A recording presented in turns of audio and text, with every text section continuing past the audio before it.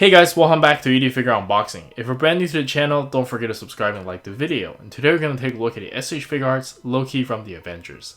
And I have been very excited for this release ever since they first announced it. It's not that often we get a villain character, so yeah, it's always welcome.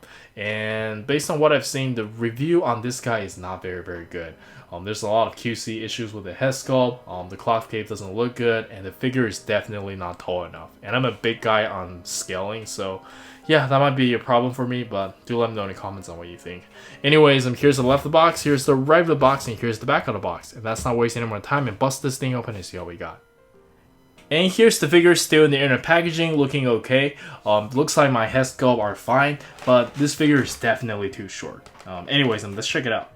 Alright, and here we have the figure itself, and I gotta say, this is definitely one of the most underwhelming figure I've got from Bandai, at least recently. I haven't felt this underwhelmed in a very long time, and I don't really understand because this is a really popular character. I don't know why they didn't put more effort into this. I don't know, the cloth cape looks really weird. My joints are actually a little bit loose. For S.H.Figuarts standard, it is really loose. I'm not sure if this will happen to yours, but at least on mine, the right leg is very loose. Like, this is probably the loosest I have experienced from S.H.Figuarts. I'm not gonna touch it anymore because, yeah, I don't want to get it even more loose. And the figure is definitely too short. Here is Captain America in comparison. And yeah, I don't remember exactly how tall Loki is, but I think he's at least as tall as Thor, if not taller. I don't know. He should be like a really skinny tall guy. Yeah, do let me know in the comments on what you think. And let's just take a close look at the figure. The attention to detail is all there. The head sculpt, I think they did a fairly good job, but yeah, the hair could definitely be a little bit better. Like, there's a lot of gaps over here. And I just feel like there's just so much going on with this figure and nothing went well. Like, they had one team make the cloth, one guy make the body or something, and they just mashed everything together, and somebody did the math wrong or something. I don't know. It's just not very good. And yeah, let's check out the articulation. And for the articulation, let's quickly go over it from the neck down. He can't really look up all too much, can't really look down either, but you should be able to tilt his head side to side, no problem. There is some movement, it's just that the hairpiece is kind of hindering due to the design. Can't really do much about that, but you are able to look around. And for the shoulder, we do have the ball joint. You can raise his arm up about this much. And you do have shoulder swivel and bicep swivel with the joint here. You can curl only about this much, and you do get the ball wrist. And for the ab crunch, he can bend forward.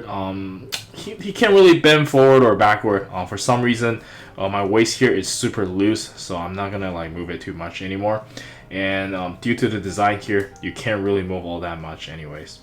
And for the leg, same deal. You can kick off about this high, bend about this much, thigh swivels, no side-to-side pivot, but we do have toe hinge. And I believe that's it for the articulation.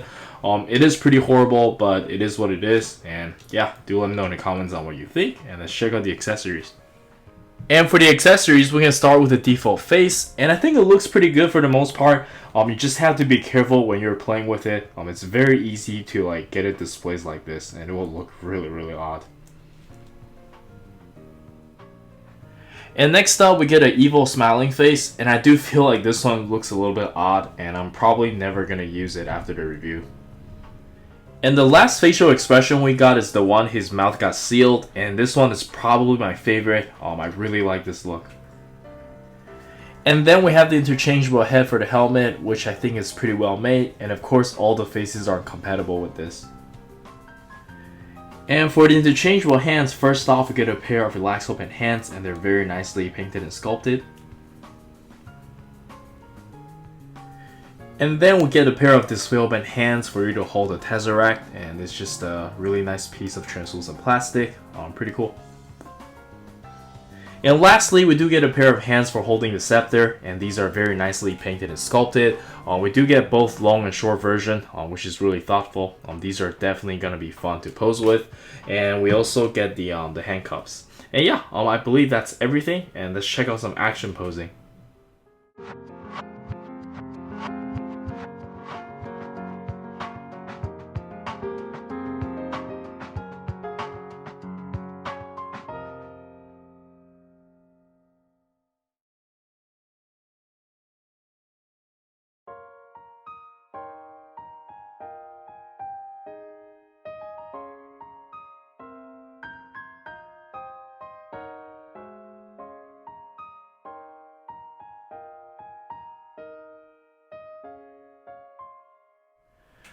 And for the size comparison, let us start with some DC and Marvel figures I have around. And as you guys can see, Loki is kind of short, which in my opinion kind of sucks. And yeah, let me know in the comments on what you think. And next up, we have some good old Dragon Ball S.H.Figuarts, and I guess they look okay together. And then we have some Figma figures. I'm pretty into fake Figma these days, even though I don't know much about them. And lastly, we have some other random figures I have around, and let's jump straight into the final thoughts. Alright, so for the final thoughts, I think the figure is not completely bad. I'll probably give it like a 6.5 out of 10 if I have to give it a score. It needs better articulation, better engineering, and it should definitely be taller. But do let me know in the comments on what you think. And on the other hand, it's still a fairly good looking piece. It does come with a fair amount of accessories. You do get a lot of options over here. And yeah, I think that's it from me. Do let me know in the comments on what you think. And he is relatively cheap. Consider that it's a Tamashii Web exclusive. Well, rightfully so, because the figure is pretty underwhelming. But you should probably find him around like 60 or 70. At least that's what I saw in Asia. I'm not sure about the States though. Probably around 80. I don't know. Yeah, this is Eric. Don't forget to like and subscribe. I'll see you guys next time. Peace.